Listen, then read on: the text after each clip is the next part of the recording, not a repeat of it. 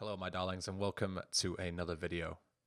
This is going to be an ultimate setup guide for all your Grand Theft Auto San Andreas speedrunning needs as of 2021. So a lot has changed.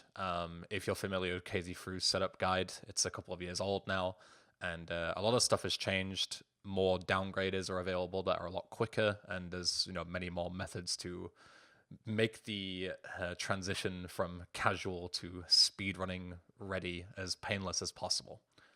So as you can see here on your screen, I have my 1.01 version, which is what I speedrun on, and I'm just going to delete it fully, and we're going to start from scratch. So we have all the different files here. Don't worry if this looks, complicated or convoluted. We're going to break each section down. You don't need all of these. It's just, this is to cover absolutely everything. So the things that we're going to take a look at in order is downgrading / upgrading the game, depending on what version you have. We're then going to take a look at windowing the game and looking at all the settings involved there. We're going to look at any potential fixes and ways to circumvent issues you might run into when running the game.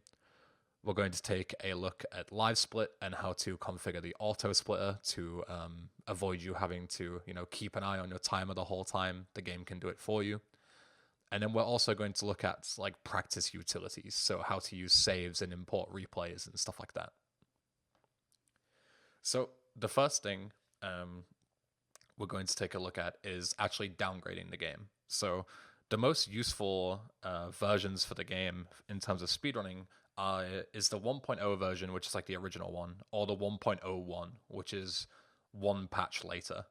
Anything after that causes issues. For example, if you use the Steam version or like the Rockstar, what's it called, Rockstar Games Launcher version, or anything like that, you will have issues such as like not being able to hold phone calls and other stuff like that, which is a big problem because that's pretty much mandatory for running this game with any moderate amount of speed. Thankfully, if you're now telling yourself that, damn, I own a Steam version, I don't have a 1.0 copy or whatever, then don't worry, because I'm going to show you how you can convert your Steam version or Rockstar Games Launcher or whatever version you have, as long as it's an official copy. The downgrader should work with all of these things. So currently now, I just have a Steam version installed. It's currently chilling in my Steam apps. If you go here, this is just a default San Andreas installation. There's nothing interesting to it. And what I'm going to do is I'm going to copy it all, and it doesn't matter where you place the game as long as you have like rights to do so. I just have a Rockstar Games folder, which is what I showed earlier. And I'm just going to create a folder in here. This is where I have all my games that I run on. And I'm just going to call it Grand Theft Auto. It doesn't let you put a colon in. That's fine. 1.01. That's what we're going to do. So as I say, between 1.0 and 1.01 is preference. You have to go to 1.0 to go to 1.01. So it's completely up to you. If you want to play 1.0, you can stop at that section and skip to the next part. If you want to play 1.01, which is what I would recommend, which we'll go into in a second, then I'd recommend, watching the whole thing. So I'm going to copy and just paste all my Steam stuff in here. If you have the RGL version or anything like that, the same applies. Just copy them in. And then what I'm going to do is I'm going to run JPD. So if you're wondering where to get these files that I have on my desktop, I'm going to make a Google Drive archive with everything that's on my desktop here. So you have all the files ready and you can follow along as we go, to make it nice and easy, rather than having a different website with 100 different links and 100 different resources to go to that might be deleted in the future, which is what ended up happening with KZ Fru's guide. A lot of the resources are no longer available on those websites. You can get them all directly from me, so problem solved. So all you want to do is run jpd.exe here, and you just need to select the the game folder that you want to actually downgrade.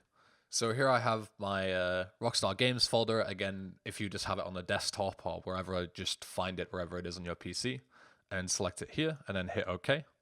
And it says, would you like to reset the game settings to prevent any possible difficulties in starting the game? So what this essentially means is that your settings files, which is what stores your keybinds and everything like that, is dependent on version, and the same goes with saves. So like, you know, certain ones don't work, like Steam doesn't work with 1.0 and vice versa and shit like that. So because I already have a 1.01 settings file that I'm going to use, because I've already been using it for the longest time, then I'm not going to reset anything because I'd like to keep my old stuff. But if you have the Steam version, then I would recommend resetting it. Because again, as I mentioned, like the game won't launch if you have Steam settings saved, you know, from previous playthroughs or whatever. So I'm going to hit no, but if you have a Steam and RGL version that you've played on, I'd recommend hitting yes. So the good thing about this new downgrader is it's much quicker than the old one.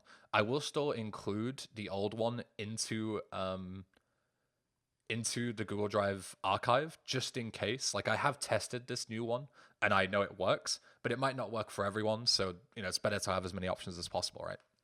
So would you like to create a copy of the game folder to prevent accidental updates to the game? If you have a game from Steam/RGL, we strongly recommend doing that. So because I've moved it into a different folder to keep my Steam version already, then I'm also going to hit no to this. If you are directly copying it in your Steam folder, then I would recommend hitting yes in order to make like a copy, but we've already done it manually, but just in case you forgot. Because this is going to make sure that if Rockstar like patch the game, like they remove songs and stuff, they do that shit all the time, is that it's not going to affect your copy of the game. So I'm going to hit no because I've already made a manual copy. If you did that with me, hit no. If not, hit yes. And would you like to create a backup? Again, I don't need one. And then the next thing it'll do is it'll ask if you want, I believe it's a desktop shortcut. Again, that's preference. I'm not going to use it. So I'm just going to slam the no button to all of these things, essentially. But yeah, the old downgrader used to take a good like 10 minutes in order to do it, even on a good PC. But as you can see, we're already, you know, pretty much all the way through. So on the final prompts, as I mentioned, I don't need a game shortcut. I already have those set up, and I'll show you how to set them up the way I do it. If you want one, you can hit yes or whatever.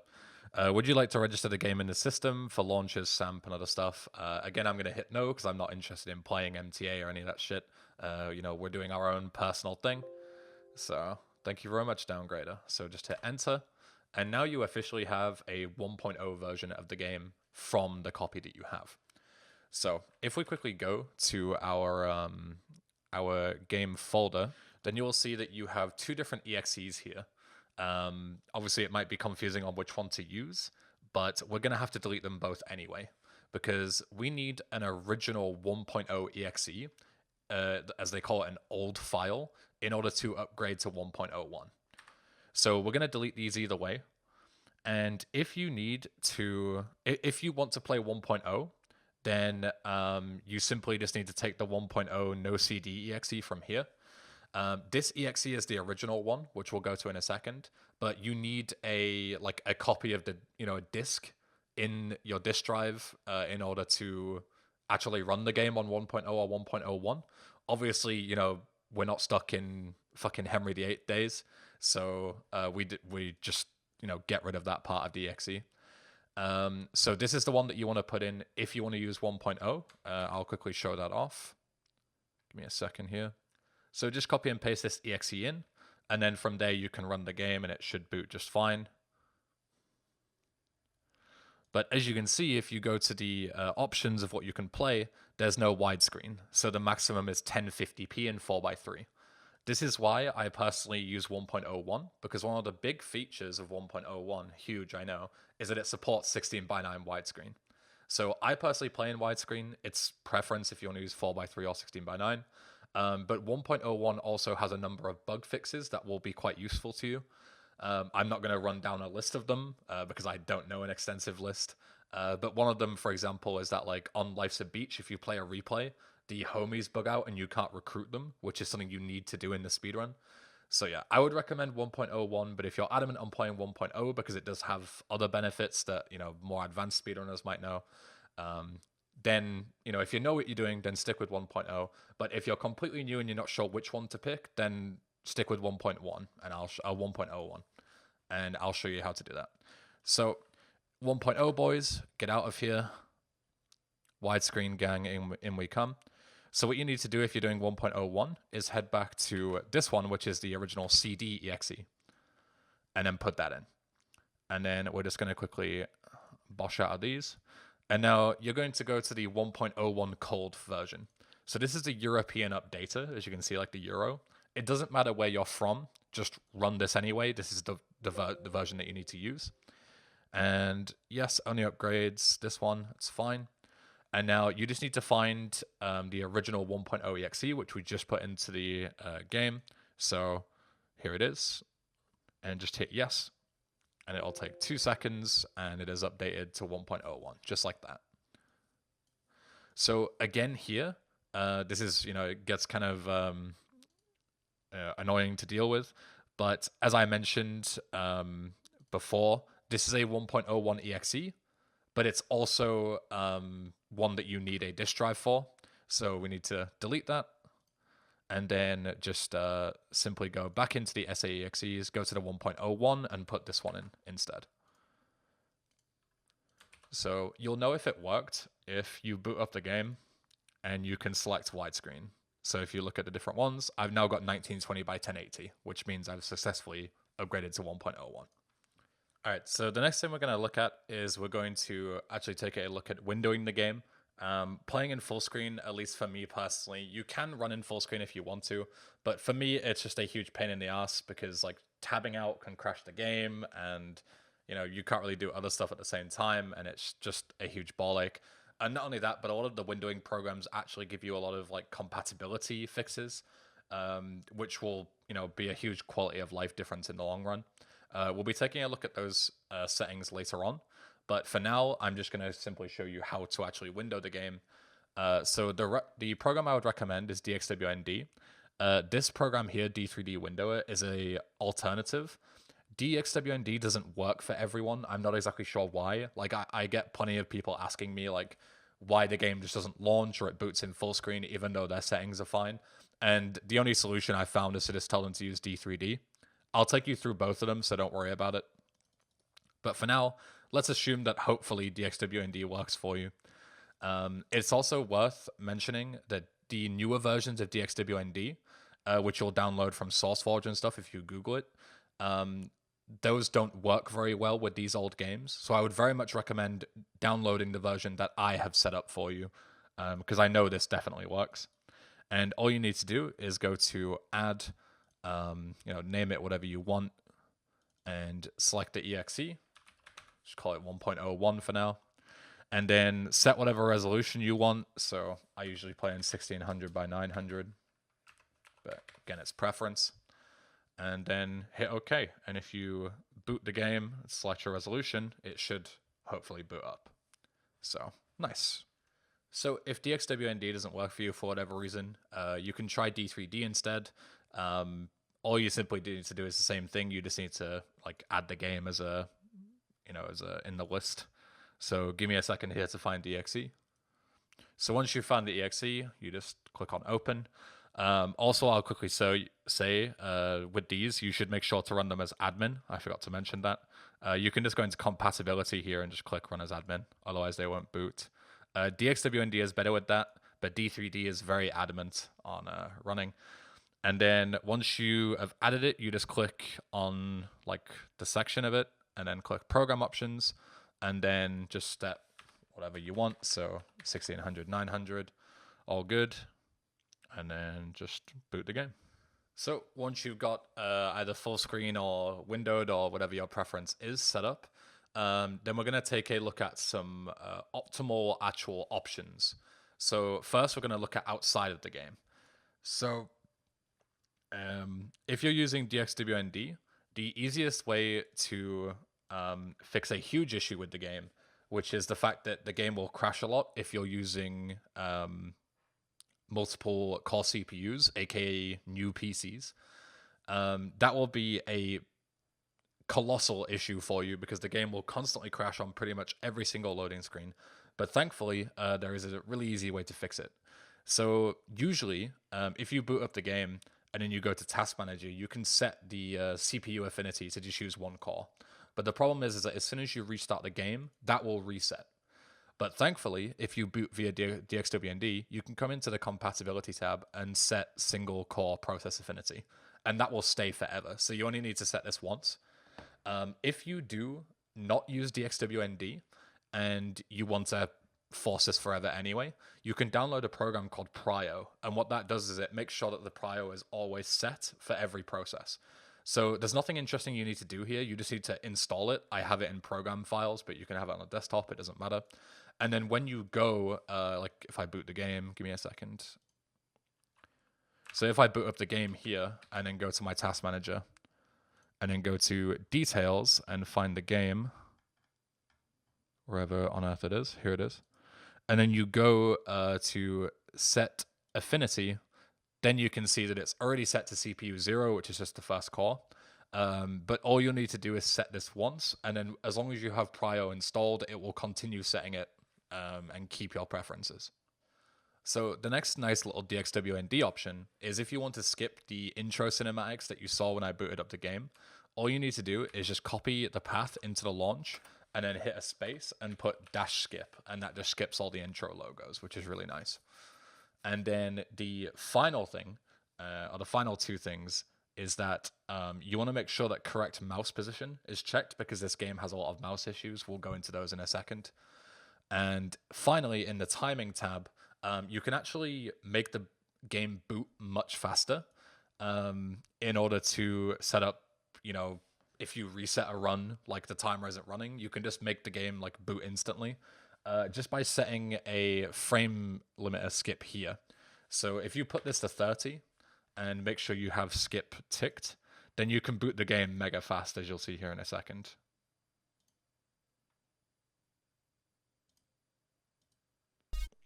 And just like that, the game is there. So you skip all the intro cinematics, and you also like boot into the game instantly. And you can also, just boot in and out just like that. And it's much quicker to get in and out of runs, and not waste too much IRL time watching the, intros and shit like that.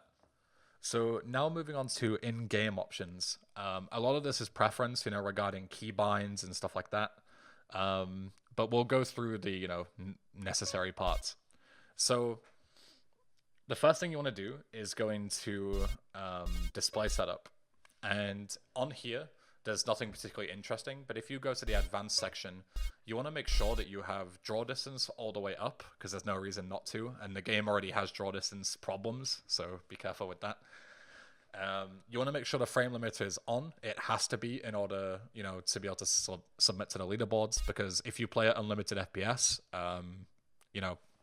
there's not an even playing field, and there's a bunch of different arguments for keeping it on. So you have to play at 25 FPS. Personally, I don't think that should be a rule, but, I'm just one guy. I think you should be able to play as fast as you can, since it's a game option. But as the rules stand, you've got to keep the frame limiter on. Make sure that widescreen is off, even if you are playing in widescreen like I am, because the widescreen option is just broke in all three of the 3D Trilogy games. And all that will happen was it'll make sure that when you shoot, you don't actually hit where your crosshair is going, and it's just, really dumb. So the rest is preference. The resolution, obviously, I've just got it maxed out, and then I'm just scaling it down in DXWND. Anti-aliasing, visual effects, and all that kind of shit doesn't really matter. The game doesn't look good regardless, because it's from 2004. So next up, you want to go into mouse settings here. And when you first boot the game, fly with mouse and invert mouse vertically will be on. I would heavily recommend turning them off. And also, don't actually change the sensitivity in the game, because it can cause a lot of issues where it only changes one axis.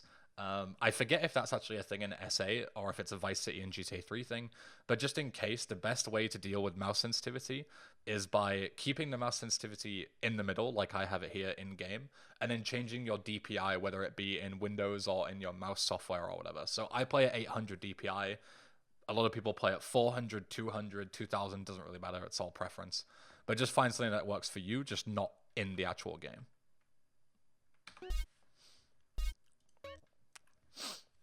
So next up, if you go to redefine controls, you'll see that my controls look very funky. That's because I'm using an AHK script when I play the game in order to make sure that I don't accidentally type in a cheat. We'll get more into that later. But the main section here is that you want to make sure that you have a single key bound to action, which is your thing in order to take a phone call, which is for me is tab or caps lock, which I have bound on my mouse. And then you want to make sure that that same key is set to a secondary fire in your vehicle. So you see I have caps lock here. And the same applies for looking behind and submission. So as you can see here, I have, whereabouts is it? Submission. Here it is. I have it on middle mouse. And then on foot controls, I have look behind as well. So that's useful for two different tricks. One is for holding phone calls and one is for delaying submissions. Depending on the route that you do, you'll use either one, none, or both of them. But those are the keybinds that are kind of necessary in order to run the game. The rest is almost preference. It's kind of up to you. But just make sure that you have something you're comfortable with. So if you boot into the game once you've done all the setup and you realize that your mouse doesn't work, like for example here you can hear me, like I am, scraping my mouse about and it doesn't do anything.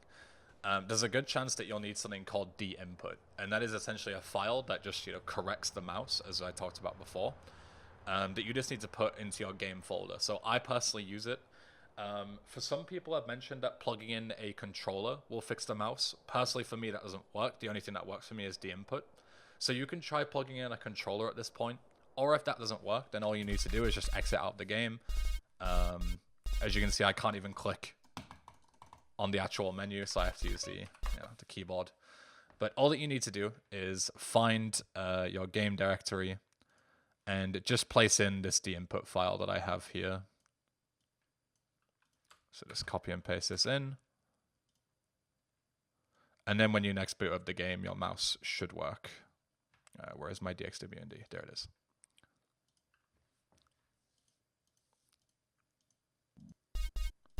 So as you can see, now I can properly click on the menus with no issue. The next thing that we're going to take a look at is, as you can see, this AHK script. If you're not familiar with AHK, then essentially all that you need to know is that it stands for auto hotkey, and it's a way to program binds in-game to a different key than what you would actually press. So if you're wondering why that would be at all ever necessary, the simple reason is that this game is really dumb, and the way it deals with cheats means that there is like a bunch of different cheat possibilities for the same cheat code. So a lot of you might be familiar, with Hiso Yam, which gives you health armor and $250,000. That is not the actual intentional cheat code that Rockstar, wanted people to type in. It's just a different hash of the same cheat. And as you can imagine from there, when there's all these different, thousands of hashes, what can happen is that some of the cheats can actually be accidentally inputted just by tapping things like W, A, S, and D and driving. So you've probably seen plenty of runs die. There's a lot of different, famous clips of runners just having things spawn near them, or the weather being messed up just because they've accidentally typed in a cheat. And obviously, even though that's really unfortunate, there is a way around it. So if it does happen in your run, then it's your fault. There's not exactly it's unlucky, but I'm going to show you how to circumvent it. So I would heavily recommend doing it if you want to take this game seriously. So all that you need to do is just download Auto Hotkey from their website. I'm not going to provide a link to that because any version works to my knowledge, so I don't need to, place it in the archive. Just Google Auto Hotkey and download it. And then this script, which I will have in the archive, if you right click, you can edit it, and you can see here essentially what is happening. So what this script does, is it turns your W, A, S, and D inputs into the F keys. So you cannot possibly type a cheat with the F keys, so it completely removes any chance of this happening. I also have the left mouse button bound to F11. That's simply because this game just doesn't like to interpret my left mouse, and sometimes the mouse buttons can get stuck. So it's completely up to you. You can remove this if you want, if your mouse works fine, and just save it, Control S, nice and easy. And essentially what it's going to do is it is going to force a single instance of the game and hook in. So if you don't use this, then if you spam too many keys, Auto Hotkey will say whoa, you're pressing too many keys, and it'll tab you out of the game. So this avoids that issue ever coming up. And then this section only makes it so that it only works while you're actually in San Andreas. So you can keep the script running permanently, and it won't break the keys, if you're just typing on Notepad. Like, for example, if I run the script, which I have on my desktop, you can see that it's running. If I boot into the game, it'll cast it as the S keys. But if I type here, like W, A, S, and D, it still shows it. So it only works when GTA SA is actually happening. And then this final section this is the key that you actually want to press, which is W in this case, and this is the key F5, which it's going to map to in the game. So again, this is preference. You can bind it to anything you want, but I would heavily recommend binding it to the F keys. And then all that you need to do from there is boot back into the game. And this is where my weird binds come in. So on the foot controls, this is where I have F5, F6, F7, F8, which is W, A, S, and D, bound to, walking forwards and whatnot, and where I have F11 bound to fire, which is left mouse button. And then in vehicle controls, it's the same thing. So forward, back, W, A, S, and D. So the next and penultimate thing that we're going to look at is actually setting up Livesplit. So Livesplit is a program, if you're not familiar with it, that essentially allows you to have a bunch of mission times and see how you're comparing against your personal best or somebody else's time, or it's a good timekeeping utility, I suppose. So all that you need to do is download Livesplit from the link in the archive, and then this is what it will look like when it's completed. Like this is my splits that I would use on my stream. So this is essentially just showing like the category in the game, and then all the different times for like Los Santos and San Fierro and all that kind of shit. So you won't have these to start off with. If I just close the splits, this is how Livesplit will look by default. The background will be black, but don't worry about that. So what you would need to do is, it's tricky to properly set up Livesplit because it's different for everyone. Like, it's completely preference. You can just run with a timer if you want to. It's completely up to you. But most people, if you're not too sure on what you want, you can look at other people's layouts and other people's splits and simply ask them for their splits. So this version of Livesplit that I've uploaded will have my layout and my splits, and you can edit them however you like. It's completely up to you. So if you want to download splits from a runner, a lot of them will have splits readily available that you can download from speedrun.com. So if you go to open splits, you can either choose a file, which you have on your PC, you can choose a URL, or you can go from speedrun.com. And if you type in the name of the game,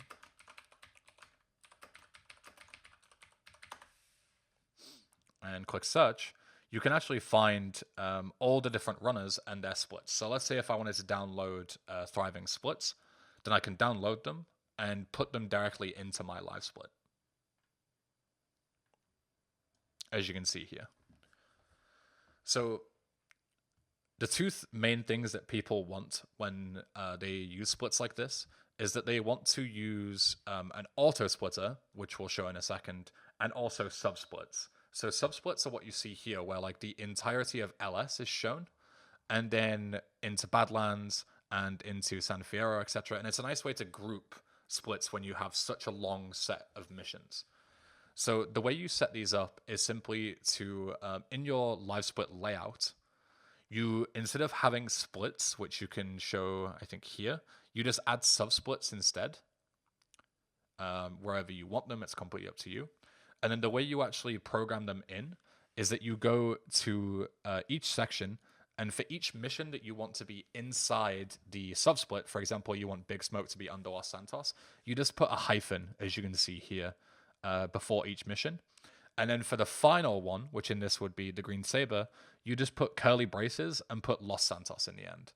So the same applies to all the Badlands stuff, and then Badlands here, which is the final mission. The final thing that I mentioned was the auto splitter, and I'm not sure if you download splits that it will activate automatically, but you simply just need to activate it here inside the edit splits, and from here you can go to settings, and you can select any of the missions that you want to start. So for example, on this one, obviously you want it to have all of these missions in Los Santos because you complete them all. It's completely up to you, and you can edit it to your taste.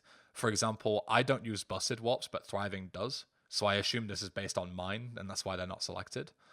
And also, if you don't do like explosive situation dupe, then you can not have this ticked.